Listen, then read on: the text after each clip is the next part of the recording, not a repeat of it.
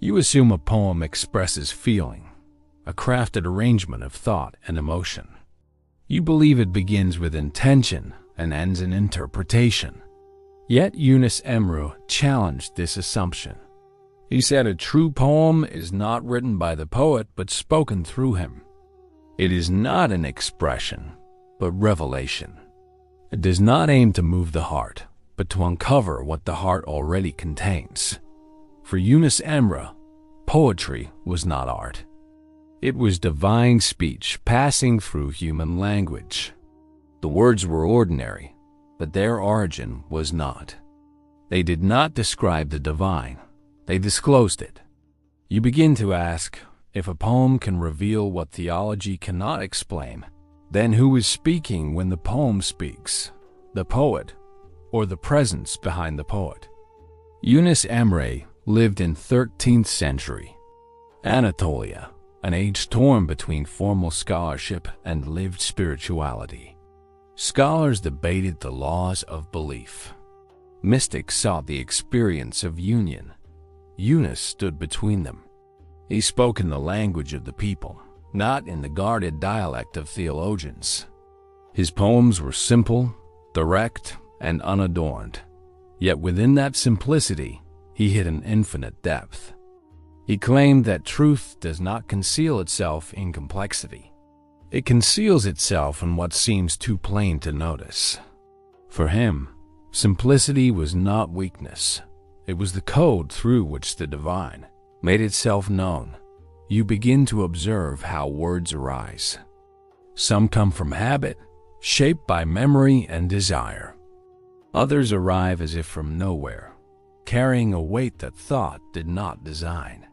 Yunus Emre called this the difference between human speech and inspired speech. When language is driven by the self, it communicates. When it is freed from the self, it reveals. He believed that words have two lives, one of sound and one of truth. The first is created by the poet, the second passes through him. The poem becomes a moment of disclosure, not invention. You begin to wonder, can a word become transparent enough that what speaks through it is no longer human at all? You may assume that divine knowledge hides behind complexity. That mystery must sound profound. But Yunus Emre inverted this. He said that truth hides in what is too simple to defend. His poem spoke of love, unity, surrender, words so common that the mind ignores them. Yet this was his hidden code. Simplicity filtered out the proud and called only the sincere. For him, the less a word contained, the more it revealed. Meaning increased as form decreased. He stripped language of decoration until only essence remained. You begin to see that simplicity is not the absence of meaning, but the absence of self. Could it be that the purest word is the one that says almost nothing?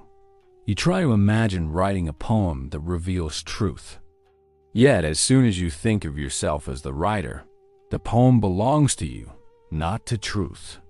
Yunus Emre said the poet must vanish inside his own words. The more he claims ownership, the less the divine can speak through him. This is not modesty, it is metaphysics. There cannot be two voices where reality is one. The poem that reveals the divine requires the poet's disappearance. What you call creation is, in truth, permission, the allowing of something higher to speak through a clear channel. You begin to sense that revelation is blocked, not by lack of knowledge, but by authorship itself. When the poet dissolves, what remains to be called a poem? You realize that the poem's completion does not occur in its writing but in its hearing. Yunus Emre's lines do not deliver meaning, they awaken it. The listener's awareness is the other half of revelation. When you listen without interpreting, something shifts. The words no longer describe God. They speak from him.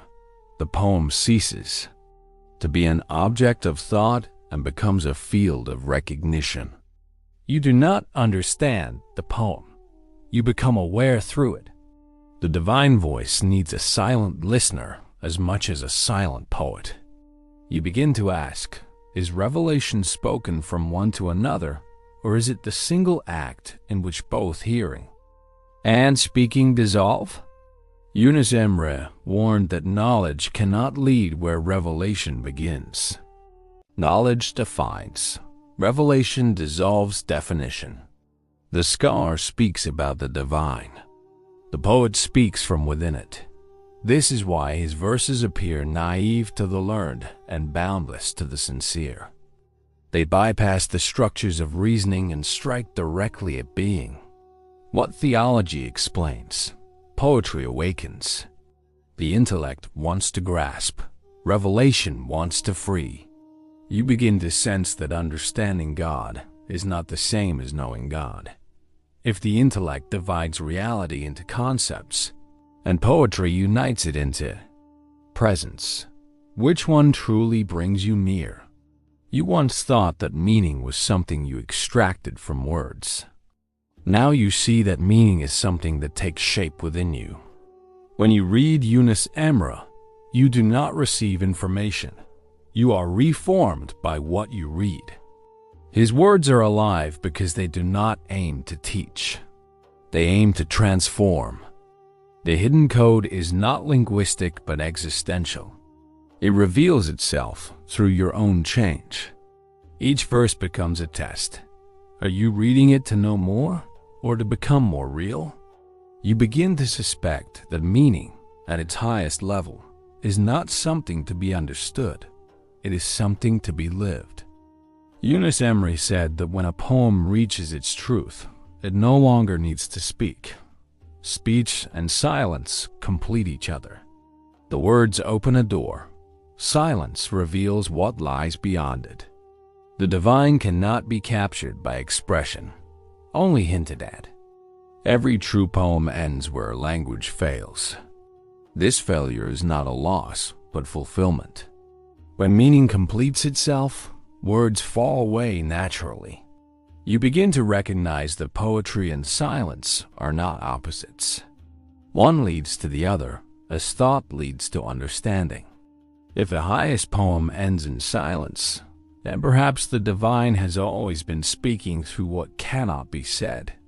You began by seeking the poem that reveals the divine.